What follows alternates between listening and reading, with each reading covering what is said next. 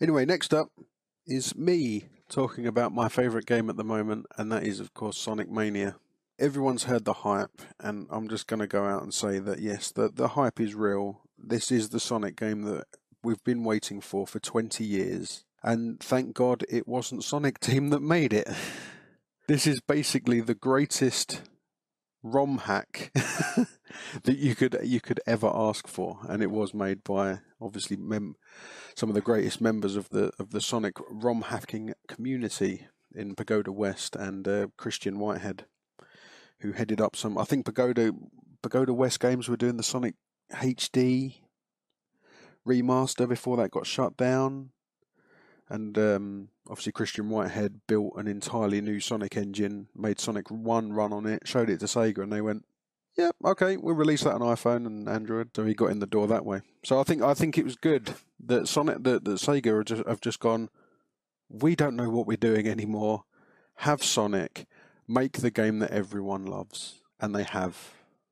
They've placed it in the right place as well. They've basically gone, Sonic 4 didn't happen. Forget about that. Forget the 3D games. This is a sequel to Sonic and Knuckles, and the storyline behind it is basically that, you know, Eggman / Robotnik has come along, and it's not the Chaos Emeralds generally this time. It's time crystals, which you may remember from Sonic CD, but he's captured all the time crystals, and that gives them free reign to dump in all these old levels. So the opening of the game starts out exactly the same as Sonic 3. You're coming in the Sonic Flyer, you land, you see Dr. Robotnik pull one of these time crystals out of the ground, all goes a bit wibbly-wobbly, timey-wimey, and you end up in Green Hill Zone from the first game. And it just carries on from there. They muck around with time to give, you know, that framework that they can bring in these old levels. So you start in Green Hill Zone, and what they've done to the levels is absolutely amazing. So you start in Green Hill Zone, and pretty much the entirety of Act 1 of Green Hill Zone from the original Sonic game is there. But when you get to the end of that level, it's not the end of the level in Sonic Mania. It segues seamlessly into the beginning of Act 2, and then it goes crazy. They start implementing new mechanics. So like, there's zip lines in Green Hill Zone, and there's different pipes that work in different ways, and it all starts going crazy. And they've implemented the new drop dash. So, you know, where you can push down on the D-pad and then hammer the button to speed up. You can now do that in mid-air. So you just hold jump, you start spinning in mid-air, and as soon as you land, you zip off. And they've also got like power-ups from Sonic 3, but in the original Green Hill Zone. So you can get the fire shield in Green Hill, and it's absolutely amazing. And the bosses are some of the most inventive bosses I've ever seen. I want to say about the second world boss, which is Chemical Plant Zone, again from a redone from Sonic 2. But I'm not sure if I should spoiler it or not. I'll give it a spoiler warning, right? So, spoiler warning. There we go. If you're still listening now, you can't blame me. Right, so Chemical Plant Zone again from Sonic 2. Again, Act 1, very similar to the first level, and then it introduces all these new mechanics, such as there's, what are they called? Syringes that you jump on, and they push your stuff into a water, and it makes it all jellified, and you can bounce on it, and there's new kind of pipes where you can choose which direction you go when you get to them. But at the end, you're in one of these pipes, and it dumps you down into this little machine, and Dr. Robotnik's in a little window next to you, and it's basically Dr. Robotnik's Mean Bean Machine, which is oh wow! So, and you play one round of Dr. Robotnik's Mean Bean Machine against Robotnik, and that's how you beat that particular boss. If you win, he blows up and gets out, and then you drop out of a pipe. And when I saw that, I was like, that's the greatest thing I've ever seen. And there's loads of little things in different levels, you know, little shout outs to different games. Like I think the fifth world boss, there's loads of sound effects from Shinobi in it. There's references to Daytona, USA in Studiopolis Zone. There's little vans that say Hornet on them, and you know they send you around via radio waves. And there's a lottery machine that you go in, and it's like Gallup lottery from Daytona as well. And yeah, it's a pure love letter to Sonic. It's by the fans for the fans, and it's, I think, exactly what Sonic fans have wanted for 20 years, and that's why it's been received so well. When I played it earlier on in the year, I noticed that it still followed what I consider the real kind of perk or the real benefit or the good bit of the Sonics that I grew up playing, which is there's kind of multiple routes through the game. I played the Studiopolis level, I think probably at 2 different events. And the first time I played it, it didn't really click. I was annoyed. It reminded me of why I hated Sonic. You know, I kind of missed a jump and then I landed something. And then the game was almost like, you're going too slow. No, no, no. You know, as Sonic regularly did to me. You can't get round this loop-de-loop, you know, yada, yada, yada.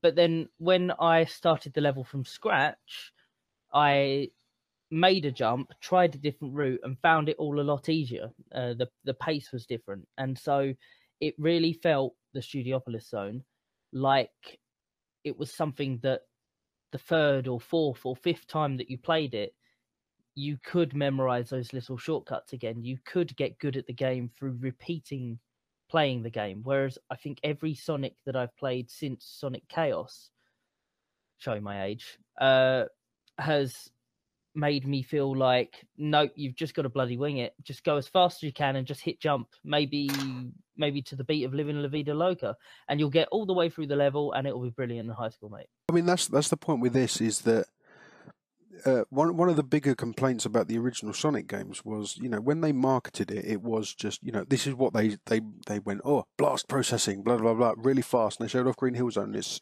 super speedy and all that kind of stuff. But then you hit something like Labyrinth Zone in the original game, and the pace just slowed right down.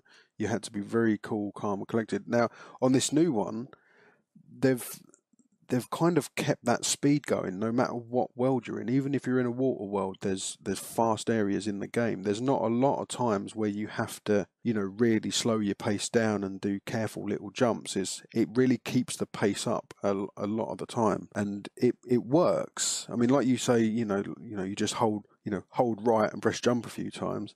It's not that simple, because you're going to be going super fast in both directions in a lot of the levels. But the pace is kept way up there, a lot more than the older games. But I think people have accepted that more because they were always the level that people remembered better. They liked the ones where there was that speed, and it was just, you know, 90 miles an hour all the time. And I have 3 questions. Yep. I have 3 questions. 1, is there water levels? I mean, there are water parts. I mean, for example, like I say, they've remixed original levels, so there's even water sections in the Green Hill Zone right at the beginning of the game. Not big ones, but there are sections where you can go underwater. Because like Dan was saying, in the old, you know, some of the old games where, you know, there might be a top route or a bottom route. There's so many more routes now, and especially considering you've got Sonic, Tails and Knuckles right from the outset, so you can play as Knuckles. There are places where you can only get to as Knuckles because he can climb walls. So there'll be a jump that Sonic can't get to, but Knuckles can. But pure water levels, if there is, I haven't got to them yet. I've got stuck on a particular boss, which is so random and it's actually quite annoying me. I think I can't remember what level it is, but it's you meet up with Metal Sonic, and it's the end of Stardust Speedway, because that's from Sonic CD that they've put in there. And it's Metal Sonic, but now Metal Sonic's made his own robot Sonic. So it's kind of a weird Inception thing. I think it's called Hypersonic. And yeah, you have to wait for him to go into a ball and then try and bounce him like a pinball into Metal Sonic at the top. And it's extremely random and very tricky to pull off, and I haven't managed to get past it yet. But I would imagine there is a water level in the game. I haven't even looked at the list of levels yet. I haven't watched videos. I don't want to. It's one of those games where I just want to experience it myself. Well, now I'm curious if you turn into a werehog or end up making out with a human chick in the middle of the game. No, there's none of that random stuff. That's what I mean. This is pure old school Sonic. No gimmicks. It sounds fantastic. It sounds like they did a lot of fan service and they gave the people finally what they wanted. Yeah. It sounds like they also took a lot of good ideas from a lot of other Sonic games and kind of slammed them into one game from the sounds of it. It sounds really cool. Yeah, that's what I mean. It is, like I said, it is literally made by fans of the game in the first place, and it is kind of a best of with additional stuff as well. So it's fantastic, and there's easily a lot of mileage for them to carry on this series, and I can imagine this is done very well, and I can imagine them carrying it on and doing more because they've got so much extra stuff they can pull from. Like What do you mean by like extra stuff they can pull? What do you mean? Well, like I said, they've pulled in Green Hill Zone from Sonic 1, and they've pulled in the Chemical Plant Zone from Sonic 2 and Stardust Speedway from Sonic CD. There's so many other worlds that they could still remake and put in extra games. And obviously I've played through, I think, 3 completely new zones as well that are completely new to the game. So if they kept that going, they could easily probably get up to 4 or 5 games before they run out of stuff to steal. I mean, that's the question. I'm going to jump to Sega's defense here. That's the question. Will people just keep playing the same thing over again? I mean, isn't there eventually you have to have some sort of innovation, some new ideas brought in? It depends. Look at the new Super Mario Bros. Series. There's been 7 of them. They're all pretty much the same. But people will still buy them. Because sometimes you hit that point. This is how this game should be. Obviously, people want to... At this point, I think now they've seen Sonic Mania, people want to kind of put the 3D Sonics completely aside, pretend they don't exist, and they want to play 2D Sonic. And I think there is a lot of mileage there. So you think they've hit the right formula with this Sonic, and they should just keep it that way? But it was kind of what you're saying. Yeah, because I mean, this does feel like a natural extension. This feels like, okay, Sonic 1, Sonic 2, Sonic 3, Sonic and Knuckles, Sonic Mania. Like if this had come out, say, 18 years ago on the 32X, it would fit perfectly. It's a perfect extension. The fact we've had to wait 20 years for it is a bit annoying, but it is a true sequel that people have wanted. Correcting the timelines, then. Yeah, basically. It's fallen out of time, and it's suddenly appeared here, and everyone's happy and pretending. And that's what I mean. The storyline kind of plays with it. It plays with the fact that time is broken, and you're getting shoved around all these different worlds from different time periods.